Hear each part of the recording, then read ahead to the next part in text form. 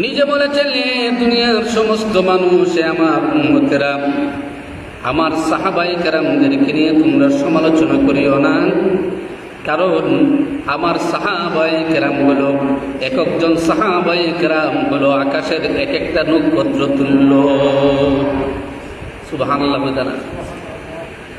আসহাবিকান নুজুম, হাদিসের মধ্যে এসেছে আল্লাহর রাসূল বলেন, আমার সাহাবায়ে কেরামের কখনো তোমরা দুষ্টুটি বর্ণনা করিও না, তাদের সমালোচনা তোমরা করিও না।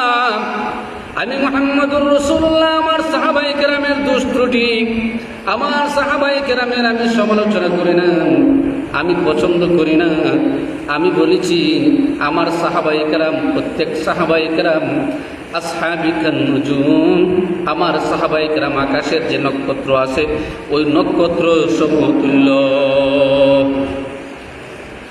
সুতরাং এবার বলেন, যারা সাহাবায়ে কেরামের সমালোচনা করবে, সাহাবায়ে কেরামকে গালি দিবে, সাহাবায়ে কেরামের দোষ বর্ণনা করবে, ত্রুটি বিচ্ছুতি বর্ণনা করবে, তালাশ করে করে সাহাবায়ে কেরামের দোষগুলা বাহির করবে, সমাজে প্রকাশ করবে, সাহাবায়ে কেরামের মান সম্মান ইজ্জত এর মর্যাদাকে ক্ষুণ্ণ করতে চাইবে, বিভিন্ন পর্যায়ে বিভিন্ন কথাবার্তার মাধ্যমে সাহাবায়ে কেরামের মর্যাদার হানি করবে। এরা কি সঠিক মুসলমান হইতে পারে? এরা সঠিক মুসলমান হইতে পারে না। কখনো সঠিক মুসলমান হইতে পারে না।